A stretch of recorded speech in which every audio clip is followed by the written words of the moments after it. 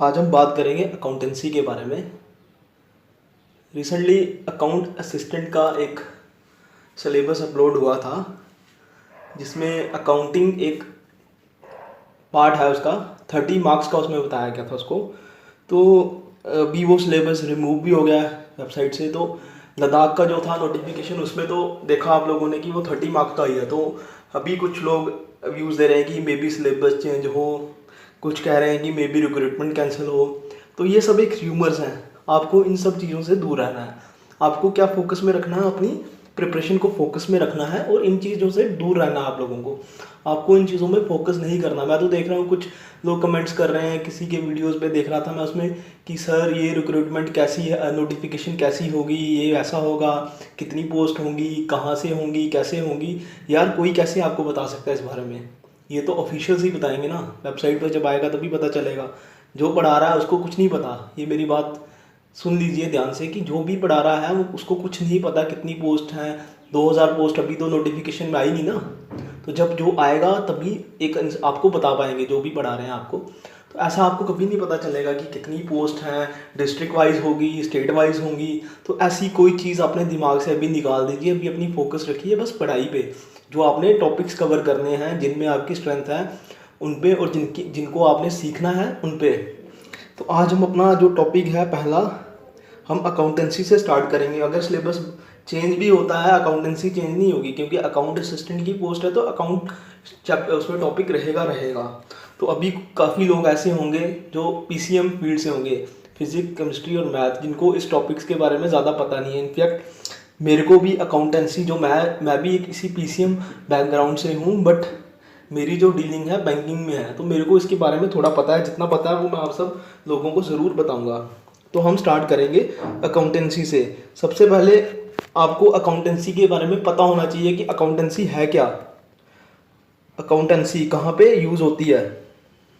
ये आप लोगों को पता होना चाहिए कि अकाउंटेंसी यूज़ कहाँ पे होती है, क्या इसके क्या यूजेस हैं, कहाँ पे यूज़ हो रही है। तो इसके लिए आपको बस ध्यान में रखना है कि अकाउंटेंसी यूज़ हो रही है बिजनेस पर्पस में। बिजनेस में यूज़ हो रही है अकाउंटेंसी। जहाँ पे भी बिजनेस रिलेटेड वर्ड आएगा वहाँ पे आपकी अकाउंटेंसी ज़रूर यूज़ होगी। तो अकाउंटेंसी के बेसिक्स क्या फंक्शंस क्या हैं इसके, देखो मैं आपको मैं तो यहाँ पे पीपीटी बना के आपको सीधे उसकी डेफिनेशंस भी बता सकता हूँ लिख के, वो सब आपको दिखा दूंगा। बट उसका आप लोगों को कोई फ़ायदा नहीं होगा, क्योंकि ये पेपर होगा ऑब्जेक्टिव। इसमें आपको कोई लिखने के लिए नहीं बोलेगा कि इसके बारे में लिखिए। इसमें क्या होगा, बस ऑब्जेक्टिव्स होंगे जिसमें आपको टिक मार्क करना है। तो आपके बेसिक्स क्लियर होने चाहिए। इसमें रट्टा मार के कोई फ़ायदा नहीं, बेसिक्स क्लियर करो।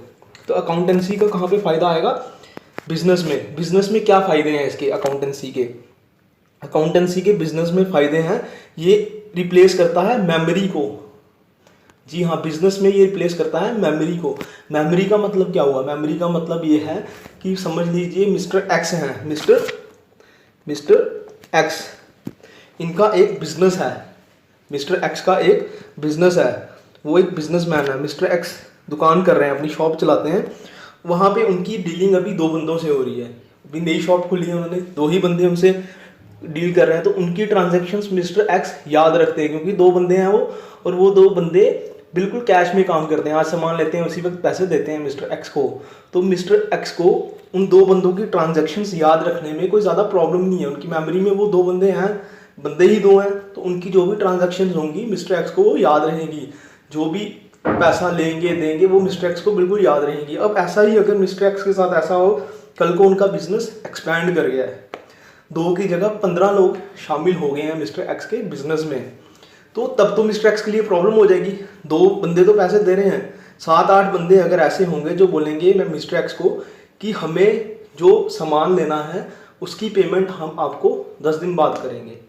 तो अब इन सब चीज़ों को मेमोरी में बिठाना मिस्टर एक्स के लिए मुश्किल हो जाएगा। भाई वो तो अपना बिजनेस चलाएगा या ये याद रखेगा किसने मेरे पैसे देने हैं, किसको क्या ट्रांजैक्शन किसके साथ मेरी है। तो ये सब तो उसके लिए मुश्किल होगा मिस्टर एक्स के लिए। तो इस सब चीज़ों को अगर तो मिस्टर एक्स बोलेंगे कि मैं दिमाग से ही काम करूँगा, मैं याद रखूँगा, तो इससे क्या होगा, मिस्टर एक्स के बिजनेस में नुकसान होगा। कई ट्रांजैक्शंस वो भूल सकते हैं।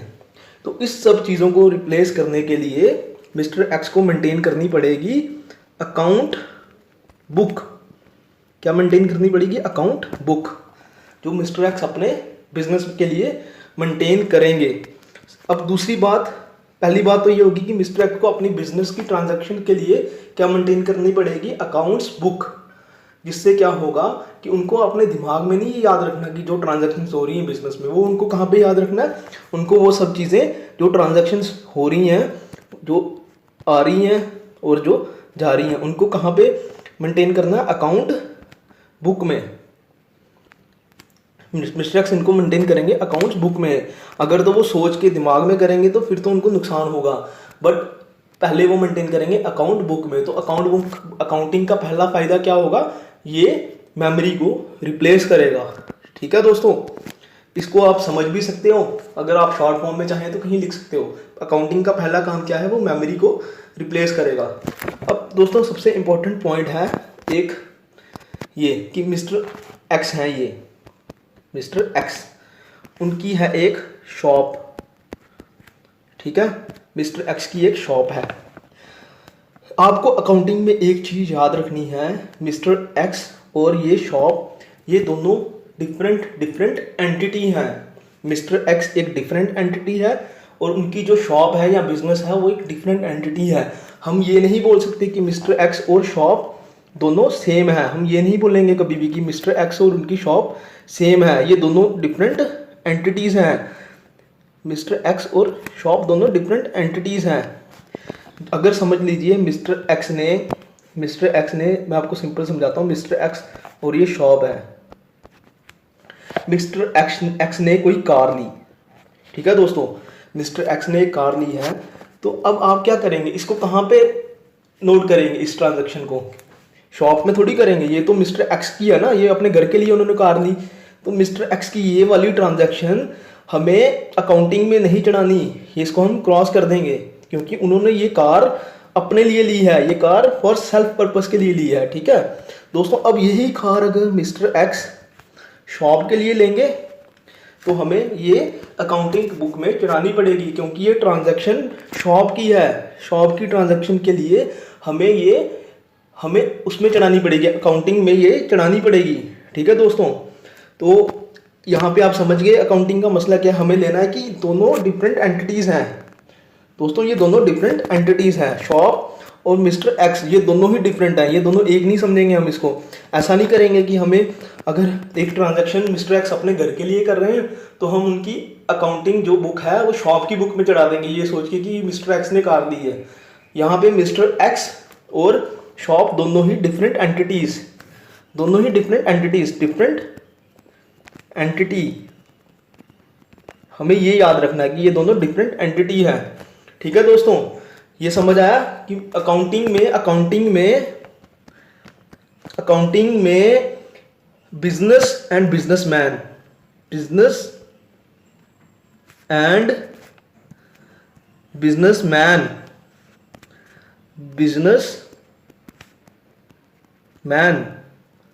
ये दोनों डिफरेंट एंटिटीज हैं, डिफरेंट एंटिटी। ठीक है, हमें इससे कंफ्यूज नहीं होना, हमें इन दोनों को डिफरेंट एंटिटी समझना है दोस्तों। बिजनेस और businessman both are different entities. पहला पॉइंट था अकाउंटेंसी का, अकाउंटेंसी में बिजनेस के लिए अकाउंटेंसी है सब्जेक्ट फॉर बिजनेसमैन। ठीक है दोस्तों, अकाउंटेंसी में बिजनेस की क्या होती है, एक तो बिजनेस को रिप्लेस करेगा, ये मेमोरी को रिप्लेस करेगा। ठीक है, रिप्लेस मेमोरी, जो भी ट्रांजैक्शंस होंगी वो सब हम अकाउंट बुक में नोट करेंगे। कहाँ पे नोट करेंगे, अकाउंट बुक में। ठीक है, और बिजनेस और बिजनेसमैन दोनों ही डिफरेंट एंटिटीज हैं, वो हमें याद रखना है दोस्तों। अब दोस्तों एक एग्जांपल लेंगे हम, देखिए समझ लीजिए मिस्टर एक्स और ये शॉप। ठीक है दोस्तों, मिस्टर एक्स ने एक कार ली, एक टीवी लिया समझ लीजिए। ठीक है, इसको हम अकाउंटिंग में नहीं चढ़ाएंगे। शॉप के लिए उन्होंने एक कार ली दोस्तों। ठीक है दोस्तों, ये कहाँ किसके लिए ली, शॉप के लिए, तो ये एंट्री शॉप के अकाउंट्स बुक में रजिस्टर होगी।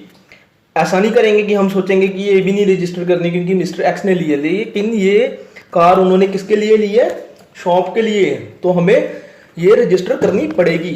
दोस्तों दूसरी चीज देखिए, मिस्टर एक्स अपने लिए लोन ले रहे हैं घर बनाने के लिए, ये भी एंट्री हम अकाउंट बुक में अपलोड नहीं करेंगे, अकाउंट बुक में ये एंट्री हम नहीं चढ़ाएंगे, क्योंकि ये घर लेने के लिए लोन लिया है। घर भाई मिस्टर एक्स का घर है, वो बिजनेस का कुछ लेना देना नहीं है उसमें, वो बिजनेस का घर थोड़ी ना, बिजनेस एक अलग एंटिटी है, मिस्टर एक्स एक अलग एंटिटी है। ठीक है दोस्तों, मिस्टर एक्स एक अलग एंटिटी है, बिजनेस अलग एंटिटी है। जो घर मिस्टर एक्स ने अपने लिए लिया है उसको, उसका शॉप के, उनके बिजनेस के साथ, शॉप के साथ कुछ लेना देना नहीं है, तो उस ट्रांजैक्शन को हम अकाउंट्स बुक में नहीं चढ़ाएंगे दोस्तों।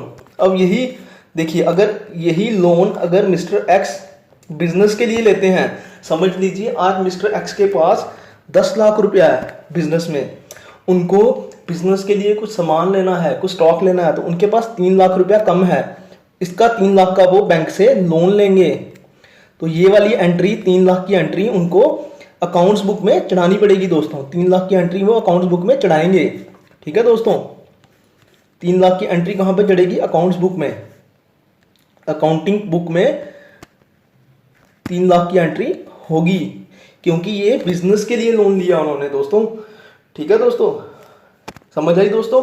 अकाउंटिंग का क्या लेना देना, अकाउंटिंग सबसे पहली चीज, अकाउंटिंग एक ऐसा सब्जेक्ट है जो बिजनेसमैन के साथ जिसका ताल्लुक है, बिजनेसमैन के लिए बहुत काम की चीज है अकाउंटिंग। अकाउंटिंग से क्या होगा, अकाउंटिंग एक रिप्लेस करता है मेमोरी को। मेमोरी से मेरा मतलब ये है कि अगर आपकी बिजनेस में जो ट्रांजैक्शंस हो रही हैं वो आपको अपनी मेमोरी में सेव नहीं करनी, वो आपको अकाउंट बुक में सेव करनी है। जिसका फायदा क्या होगा, जिसका फायदा क्या, एक फायदा तो ये भी होगा दोस्तों कि जैसे ही हम अकाउंट बुक्स को मेंटेन करेंगे तो हम अपने बिजनेस की पोजीशन जान सकेंगे, हमें पता चल जाएगा कि इस साल मेरी अकाउंट बुक में ये ट्रांजैक्शंस हैं तो मेरे को प्रॉफिट इतना हुआ। अगर हम मेंटेन ही नहीं करेंगे तो हमें कैसे पता चलेगा मेरा प्रॉफिट कितना है या लॉस कितना है। अगर हमने प्रॉपरली अकाउंट बुक मेंटेन की होगी तो हमें अपने बिजनेस की कंडीशन असेस करने में बहुत फायदा होगा दोस्तों। बिजनेस की कंडीशन हम असेस कर पाएंगे, हमें पता चल जाएगा कि हमारा बिजनेस किस स्थिति में है, अभी कैसी कंडीशन है हमारे बिजनेस की। ठीक है, समझ आई दोस्तों, उम्मीद है कि आपको समझ आ रही होगी थोड़ी कि बिजनेसमैन का जो अकाउंटिंग से ताल्लुक है, एक तो उसकी मेमोरी रिप्लेस करेगा, दूसरा उसको उसके बिजनेस की कंडीशन बताएगा हर साल। दूसरी चीज़ ये दोस्तों, जो भी अकाउंटिंग होती है तो वो इस तरीके से होगी, समझ लीजिए हर साल अलग से होगी। अकाउंट बुक हर साल के लिए मेंटेन करनी पड़ेगी, 2011, 2012, 2013, 2011 की अकाउंट बुक मेंटेन करेंगे। उसके बाद बिजनेसमैन 2012 की अलग से करेगा, 2013 की अलग से करेगा, चाहे तो वो 6 महीने की भी कर सकता है। बट दोस्तों जो रेगुलर प्रैक्टिस है उसमें क्या होता है कि हर साल की अकाउंट बुक अलग से मेंटेन होती है। तो इससे क्या पता चलेगा, पहले साल में बिजनेसमैन को पता चला कि मेरा प्रॉफिट हुआ 1.5 लाख, तो उसकी एक टारगेट बन जाएगी कि अगले साल मैंने प्रॉफिट कितना करना है, 2.5 लाख, उसके अगले 3 लाख। तो अगर तो इसकी एक सिंपल एग्जांपल ये है दोस्तों कि जैसे हम स्कूल में देखते हैं स्टूडेंट्स का क्या होता है कि हर साल अलग, 6th में होगा तो अलग बुक्स होंगी उसकी, 6 के बाद जैसे ही वो 6 पास करेगा तो उसके 70% आए अगर समझ लो या 60% आए तो उसको घर वाले बोलेंगे यार तेरी परसेंटेज तो कम है, तो वो एक बोलेगा कि नहीं अगले साल मैं 75 लूँगा, तो एक टारगेट उसने सेट कर लिया। तो इसी तरह अगर हम उस स्टूडेंट को, अगर हम स्टूडेंट को 6th में ही उसको 10th तक की किताबें दे देंगे, उसे बोलेंगे पढ़, वो तो बोलेगा यार इतना थोड़ी ना पढ़ सकता हूँ मैं, मेरे को डिवाइड कीजिए मेरे काम को, 6th में 6th की किताबें पढ़ूंगा, 7th में 7th की पढ़ूंगा। वैसा ही अकाउंटिंग में होगा, 2011 की अलग से अकाउंट बुक होगी, 2012 की अलग से होगी, हर साल की अकाउंट बुक अलग रहेगी दोस्तों। और दूसरी चीज़, अकाउंटिंग में जो भी ट्रांजैक्शंस होंगी, ये देखिए शॉप की जो बुक है अकाउंट, इसमें जो भी ट्रांजैक्शंस होंगी दोस्तों उसकी मेजरमेंट मनी में होगी, इन टर्म्स ऑफ मनी। समझ लीजिए अगर कोई बोलेगा कि मैंने दुकान के लिए 2 दर्जन केले लिए, तो हम उसको 2 दर्जन केले नहीं लिखेंगे, हमें देखना पड़ेगा वो 2 दर्जन केले कितने के हैं, तो हम उतना अमाउंट लिखेंगे उसमें, ₹60 या 70 जो भी उसका रेट होगा हम वो लिखेंगे। तो अकाउंटिंग में मेजरमेंट कैसे होगी दोस्तों, measurement in terms of money होगी। हम इसको जो भी अकाउंटिंग में एंट्री करेंगे वो इन टर्म्स ऑफ मनी करेंगे। तो आपको बेसिक कंसेप्ट पेपर में आपको इतना नहीं पूछेंगे कि आप डिस्क्रिप्शन लिखिए पूरा, वैसा कुछ नहीं होगा दोस्तों। पेपर होगा आपका ऑब्जेक्टिव, ऑब्जेक्टिव पेपर होगा आपका, कोई ज़्यादा वो नहीं होगा कि आप थ्योरी लिखिए वहाँ पे, ऐसा कभी नहीं होगा वहाँ पे। तो आपको बस ये देखना है कि अकाउंटिंग बेसिक है क्या, उसका कंसेप्ट क्या है, उसमें क्या आपको एक चीज़ याद रखनी है कि अकाउंटिंग में हर एक बिजनेस और बिजनेस से रिलेटेड जो भी है वो एक डिफरेंट एंटिटी है। मिस्टर एक्स और मिस्टर एक्स का बिजनेस वो दोनों डिफरेंट हैं, वो एक नहीं है, उनकी दोनों की अलग अलग डिफरेंट मानेंगे उनको। हम ऐसा नहीं बोलेंगे कि मिस्टर एक्स ने कार लिया है तो चाहे उन्होंने घर के लिए ली होगी हम उसको बिजनेस की अकाउंट बुक में चढ़ाएंगे, ऐसा नहीं होगा। बिजनेस का जो बिजनेस रिलेटेड ट्रांजैक्शंस होंगी वही उसमें चढ़ाएंगे। अब दोस्तों हमें देखना है कि अकाउंटिंग से रिलेटेड कुछ टर्म्स को, कौन सी टर्म्स इंपॉर्टेंट है इसमें, ठीक है दोस्तों। सबसे पहले हमें लेनी है कैपिटल, ठीक है, दूसरी है एसेट, तीसरी है लायबिलिटी। ये 3 टर्म्स हैं जो बिजनेस में अकाउंटिंग में यूज हो रही हैं, एसेट, कैपिटल एंड लायबिलिटी। ये 3 टर्म्स कहाँ पे यूज हो रही है, बिजनेस में। दोस्तों अब आपको इनके बारे में बता देता हूँ, कैपिटल क्या है, एसेट क्या है, लायबिलिटी क्या है, समझ लीजिए। सबसे पहले तो आपको एक अकाउंटिंग की मेन जो डेफिनेशन है या उसकी टर्म है वो याद रखनी है, वो है capital plus liability is equal to asset. ये याद रखिए, यही अकाउंटिंग इसी के आगे पीछे घूमेगी सारी। Capital plus liability is equal to assets. तो कैपिटल क्या है, कैपिटल क्या है समझ लीजिए। मिस्टर एक्स हैं जो, उन्होंने बिजनेस जो उनका है, जो शॉप है, उसको चलाने के लिए 10 लाख रुपए शॉप को इन्वेस्ट किए, ठीक है। तो उसका कैपिटल क्या होगा, कैपिटल होगा, कैपिटल क्या होगा दोस्तों, कैपिटल है 10 लाख रुपए। ये उन्होंने इन्वेस्ट किया अपनी शॉप में, अपने बिजनेस को रन करने के लिए उन्होंने इन्वेस्ट किया 10 लाख रुपए। तो ये है इनकी कैपिटल, ठीक है दोस्तों। अब हमें समझना है एसेट्स क्या है। एसेट्स क्या है, जो एसेट्स किसको बोलते हैं हमें ये पता होना चाहिए दोस्तों। बिजनेस की डेफिनेशन में हम एसेट्स बोलेंगे कोई भी ऐसी चीज़ जो बिजनेस के लिए बेनिफिट है, ठीक है दोस्तों। कोई भी ऐसी चीज़ जो बिजनेस को बेनिफिट दे रही है, ठीक है। अब एक मैं आपको एग्जांपल देता हूँ, एसेट मिस्टर एक्स की कार, ये एसेट है बिजनेस के लिए? नो, क्योंकि ये कार मिस्टर एक्स की अपनी है। लेकिन अगर बिजनेस के लिए कोई कार नहीं होगी, कार वो एक एसेट है, क्योंकि वो कार बिजनेस को फायदा दे रही है। बिजनेस के लिए उन्होंने एक पैसा खर्च के कार ली है, तो वो बिजनेस का क्या है, एसेट, ठीक है दोस्तों। बिजनेस के लिए जो भी चीज़, बिजनेस की जो बिल्डिंग है उसको भी हम एसेट बोलेंगे, ठीक है। बिजनेस की जो कार है वो भी एसेट है, जो उसमें फर्नीचर है, मशीनरी है, वो सब, अगर कोई फैक्ट्री है उसकी, तो बिजनेस में जो मशीनरी है वो एक एसेट है दोस्तों। अब हम देखेंगे एसेट का, आपको पता चल गया होगा दोस्तों एसेट क्या चीज़ है। जो भी चीज़ बिजनेस को फायदा दे रही है, जो भी चीज़, चाहे उसकी बिजनेस में लगी हुई मशीनरी है, चेयर्स हैं, फर्नीचर है, कुछ उसने और कार खरीदी है बिजनेस के लिए या टेम्पो खरीदा है, वो सब बिजनेस का एसेट है। ये हो गया। उसके बाद दोस्तों एसेट्स की टाइप्स क्या होती है, कितनी एसेट्स है। एक एसेट्स और होंगे, मैं आपको एक और बता देता हूँ दोस्तों। समझ लीजिए मेरे से कोई सामान लेके गया है, वो मेरे को कह रहा है मैं 10 दिन के बाद पैसे दूंगा।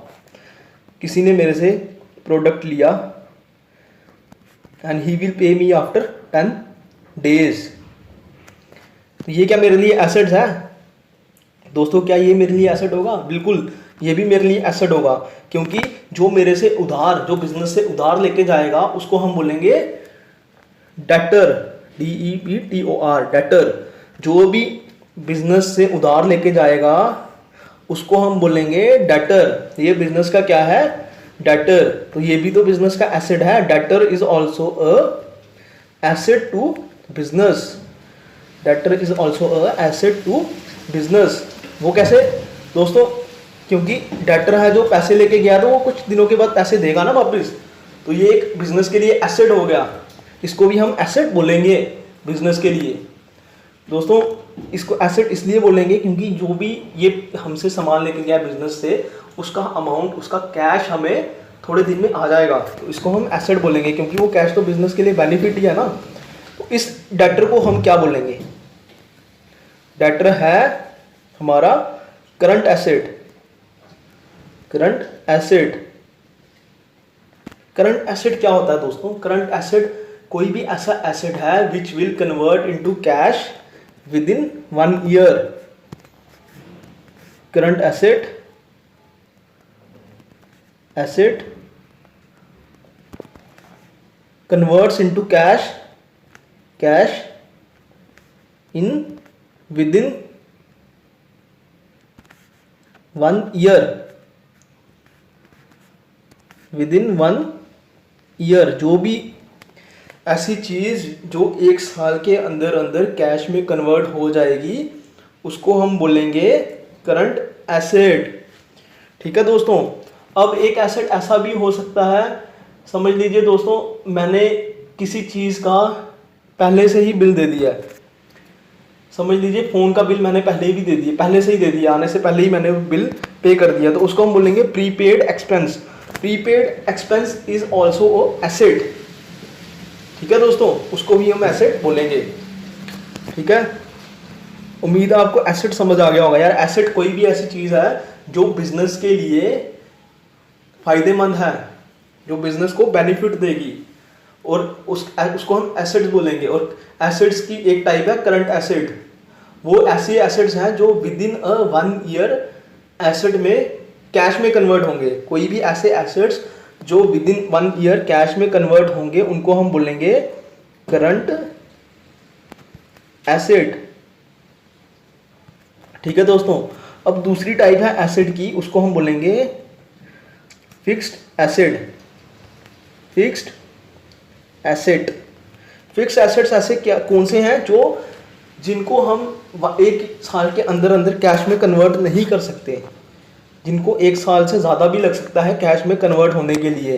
जैसे कि बिल्डिंग, मैंने फैक्ट्री लगवाई है एक, फैक्ट्री मेरी क्या है, फैक्ट्री की बिल्डिंग है जो, वो मेरी फिक्स्ड एसेट है, उसको मैं 1 साल के अंदर अंदर कैश में कन्वर्ट कर भी सकता हूँ और टाइम भी लग सकता है, तो इसको हम फिक्स्ड एसेट ही बोलेंगे। दोस्तों एसेट्स वो चीज़ होगी जो बेनिफिशियल है टू दी बिजनेस, बिजनेस के लिए बेनिफिट है अवेलेबल टू दी बिजनेस, और उसकी टाइप्स है current assets and fix assets. Current asset में क्या होगा दोस्तों? करंट एसेट वो हैं जो 1 साल के अंदर अंदर कैश में कन्वर्ट हो जाएंगे। करंट एसेट की एग्जांपल मैं देता हूँ आपको। करंट एसेट ये हो गया डेटर्स, जो लोग हमसे उधार पे पैसा लेके गए हैं, सामान लेके गए हैं, वो 1 साल के अंदर अंदर पैसा देंगे, उनको हम बोलेंगे डेटर्स। स्टॉक, जो बिजनेस का स्टॉक है वो भी 1 साल के अंदर अंदर अगर हम बेचेंगे तो पैसा आएगा, उसको भी हम बोलेंगे करंट एसेट्स। दूसरा है दोस्तों fixed assets. Fixed assets, building, ये मैंने आपको पहले भी बता दिया कि बिल्डिंग हम फिक्स्ड एसेट बोलेंगे, क्योंकि ज़रूरी नहीं कि 1 साल के अंदर ही पैसा आए, इसको पैसा आने में टाइम लगेगा। तो जो भी एसेट जिसको कैश में कन्वर्ट करने के लिए 1 साल से ज़्यादा लगेगा उसको हम बोलेंगे फिक्स्ड एसेट। ठीक है दोस्तों। अब हम आगे बढ़ेंगे थोड़ा। दोस्तों लायबिलिटी क्या होती है? एसेट तो हमने देख लिया, लायबिलिटी। लायबिलिटी, जो भी बिजनेस पे कर्जा है, जो भी कर्जा है उसको हम क्या बोलेंगे? लायबिलिटी। जो भी बिजनेस में कर्जा है उसको हम बोलेंगे लायबिलिटी। जैसे कि हमारा लोन, बैंक से कोई लोन लिया है, वो हमारे बिजनेस के लिए लायबिलिटी है। समझ लीजिए हमने किसी से कुछ रॉ मटेरियल उठाया है और रॉ मटेरियल के लिए हम उसको बोलेंगे कि हम आपको पैसे बाद में देंगे, तो हम क्या हो गए? क्रेडिटर। क्रेडिटर, क्रेडिटर, हम क्या हैं? क्रेडिटर। बिजनेस ने किसी से माल उठाया है और बिजनेस ने बोला है कि मैं पैसा बाद में दूंगा, तो बिजनेस क्या हुआ? Creditor. Business is a creditor. समझे दोस्तों? क्रेडिटर और डेटर में क्या फर्क है दोस्तों? क्रेडिटर और डेटर में क्या फर्क है? बिजनेस ने अगर किसी से पैसा उठाया तो वो बोलेगा बिजनेस है क्रेडिटर, बिजनेस ने किसी को पैसा देना है तो बिजनेस है क्रेडिटर। बट अगर बिजनेस ने किसी से पैसा लेना है तो बिजनेस वो बिजनेस का डेटर है। ठीक है दोस्तों, समझे। अगर किसी से पैसा लेना है तो वो डेटर है, जिसने पैसा देना वो डेटर है। लेकिन अगर बिजनेस ने किसी से सामान लिया है या प्रोडक्ट लिया है, रॉ मटेरियल लिया है, तो बिजनेस बोल रहा है कि मैं पैसा बाद में दूंगा, 1 महीने बाद दूंगा, 10 दिन बाद दूंगा, तो बिजनेस क्या है? क्रेडिटर। ये आपको याद रखना है, डेटर और क्रेडिटर में क्या फ़र्क है। डेटर है जिसने हमारा पैसा देना है, बिजनेस का पैसा देना है। क्रेडिटर है अगर बिजनेस ने किसी का पैसा देना है तो बिजनेस क्रेडिटर है। तो वो क्या हो गया, अगर बिजनेस ने किसी का पैसा देना है तो वो क्या है? लाइबिलिटी। ठीक है दोस्तों, creditor is also a liability.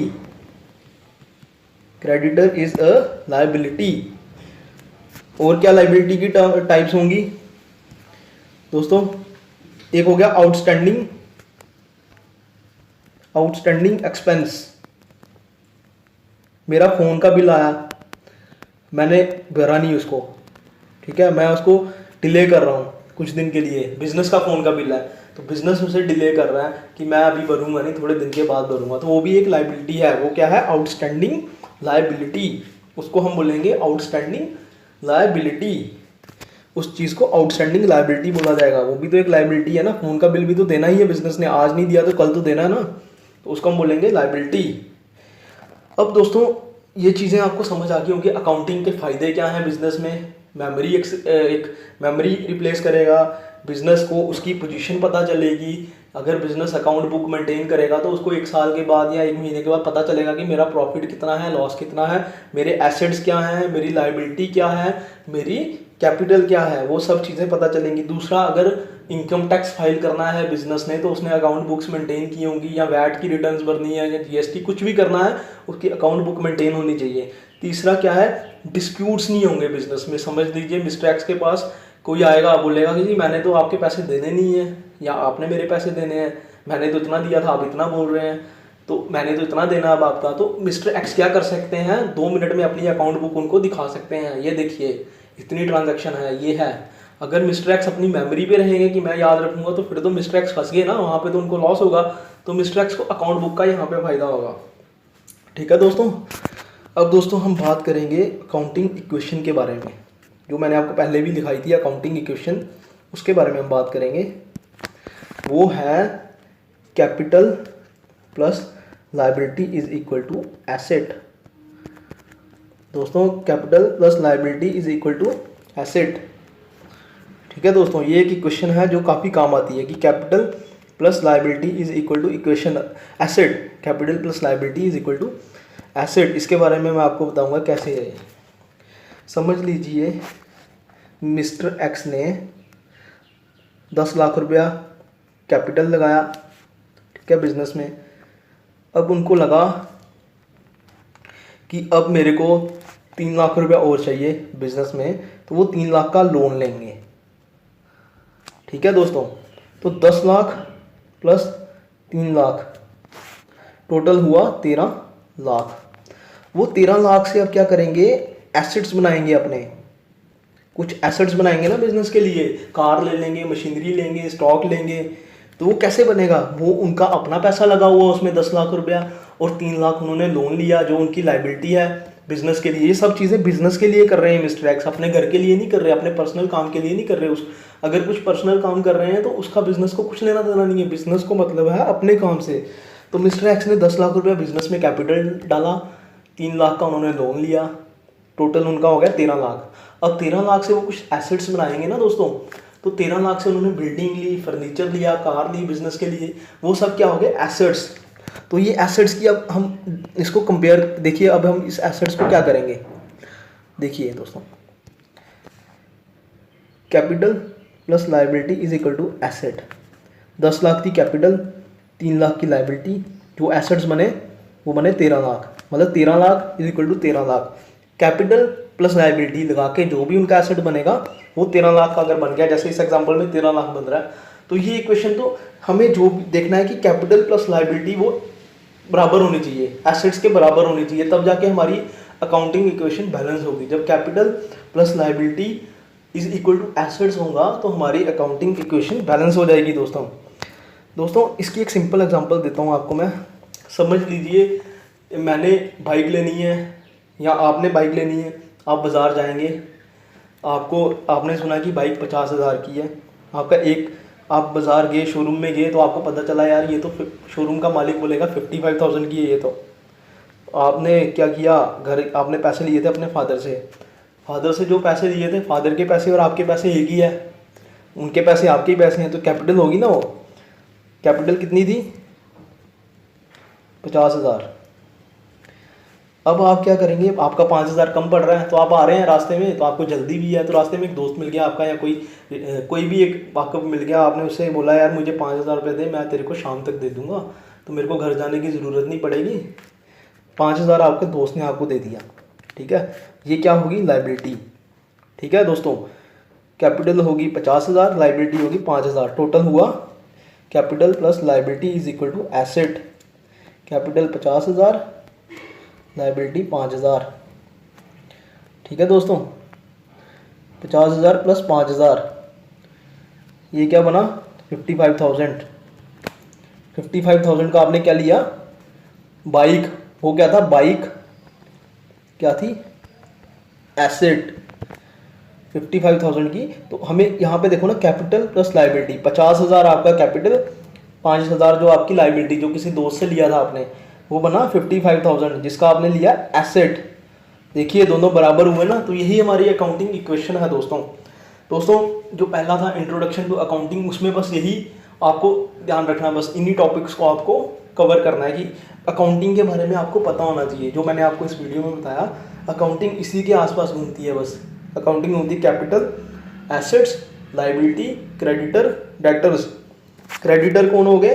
Creditor हैं, बिजनेस ने अगर किसी से लोन लिया तो बिजनेस क्या है? क्रेडिटर। डेटर्स हैं, समझ लीजिए किसी ने हमारे बिजनेस से कुछ सामान लिया, वो बोल रहा है हम 10 दिन के बाद पैसे देंगे, तो वो क्या है? डेटर। डेटर क्या है? एसेट। डेटर जिसने हमारा उधार देना है, हमें पैसे देने हैं, तो पैसे क्या हो गए? एसेट। जो उसने पैसे देने हैं वो एसेट है, तो डेटर क्या है? एसेट। क्रेडिटर हमने किसी के पैसे देने हैं, तो वो एक लाइबिलिटी है। बिजनेस ने पैसे देने हैं तो लाइबिलिटी है। समझ गए दोस्तों? अकाउंटिंग बस इतने पे घूमती है, इससे ज़्यादा आपको सीखने की ज़रूरत नहीं है अभी। पहले आप यही समझेंगे तभी आपको आगे का पता चलेगा ना, जर्नल एंट्रीज और एंट्रीज क्या चीज़ हैं, ट्रेडिंग अकाउंट क्या है, प्रॉफिट एंड लॉस क्या है। पहले आपको अकाउंटिंग के बारे में पता होना चाहिए। तो दोस्तों मैं आपको बस अब यही बोलूँगा कि अपनी प्रिपरेशन को कंटिन्यू रखिए। दिन में बस 1 घंटा या 2 घंटे भी पढ़ेंगे ना आप, काफ़ी हैं। मैं आपको बस यही एग्जांपल दूंगा कि 2 घंटे पढ़िए दिन में, टाइम अपना वेस्ट नहीं कीजिए। कोई एक अपना सोच लीजिए कि मैंने ये करना है बस। अगर आप ये सोचेंगे ना दोस्तों, मैं गारंटी से बोल रहा हूँ कि आप लोग ज़रूर सक्सेसफुल होंगे। एक सिंपल सी एग्जांपल बताता हूँ आपको। एक पढ़ा था मैंने किसी किताब में कि एक बार क्या होता है, एक आदमी जा रहा होता है कहीं से ना, तो उसको रास्ते में क्या दिखता है कि एलिफेंट्स, एक कैंप में एलिफेंट्स हैं, और उन एलिफेंट्स को ना आगे पीछे घूम रहे हैं, उनको कोई बांधा नहीं हुआ, चेन्स के साथ कुछ नहीं किया हुआ, बस उस एलिफेंट के पैर में ना एक छोटा सा रस्सा बांधा हुआ है बस। तो वो आदमी सोच रहा है कि यार ये इनको बांधा भी नहीं हुआ किसी चेन के साथ, और ये फिर भी आराम से घूम रहे हैं, ये भाग क्यों नहीं रहे? नहीं तो अगर इनको चेन के साथ बांधा होता, ये तो अपने आप को चेन तोड़ते, ये तो भागने की कोशिश करते, इनको तो चेन बांधी नहीं हुई, फिर भी ये इधर ही ऐसे ही घूम रहे हैं। तो क्या किया आदमी को, इस बारे में थोड़ा हुआ कि चलिए मैं इनके ट्रेनर से पूछता हूँ। तो वो उनके ट्रेनर के पास गया, उसने पूछा कि भाई साहब यार आपने एलिफेंट्स को कैसे रखा हुआ है, मतलब ये इनका मन नहीं करता कि मैं भाग जाए हम इधर से? तो ट्रेनर ने बस एक ही चीज़ बोली, कहते कि वो देखिए मैंने उनके पैर में एक छोटा सा रस्सा बांधा हुआ है। वो तो आदमी कहता हाँ यार वो तो मैंने भी नोटिस किया, वो छोटा सा रस्सा तो बांधा हुआ है। तो ट्रेनर कह रहा है यार ये रस्सा मैंने इनको तब बांधा था, तब से बांधता आ रहा हूँ जब ये बहुत छोटे थे, तब ये रस्सा काफ़ी था इनके लिए कि इनको रोक सके कि ये भागे मत। तो अब क्या है, इनके दिमाग में एक ही बात घुसी हुई है कि हमारे पाँव में तो रस्सा बंधा हुआ है, हम नहीं तोड़ सकते इसको, हमारे पाँव में रस्सा बांधा हुआ है, ये कब से पहले भी बांधा था तब नहीं तोड़ पाए, तो अब क्या करेंगे, ये चीज़ हम कर ही नहीं सकते। तो दोस्तों इससे हमें यही सीखने को मिलता है कि अगर हम दिमाग में अपने बिठा लेंगे ना कि हम नहीं कर सकते, तो वो चीज़ हम कभी कर ही नहीं पाएंगे। तो इसलिए हमें अपने दिमाग में रखना है, जैसे उस एलिफेंट के साथ था कि छोटा सा रस्सा बांधा हुआ था, तो वो सोचते थे कि हम नहीं तोड़ सकते इसको, तो वो तोड़ने की कोशिश भी नहीं करते थे। वैसे हमें सोचना है कि हम कर सकते हैं। जब हम ये सोचेंगे ना दोस्तों, तो हम ज़रूर कर पाएंगे उस चीज़ को। जब हम सोच लेंगे कि हमने करना ही करना है, तो हम जब कोशिश करेंगे तो वो चीज़ ज़रूर हम कर पाएंगे, हम सक्सेसफुल रहेंगे उसमें। तो दोस्तों उम्मीद है कि आपको ये लेक्चर पसंद आया होगा। अगर आपको ये पसंद आया तो मैं भी कंटिन्यू करूँगा, आगे और लेक्चर्स दूंगा।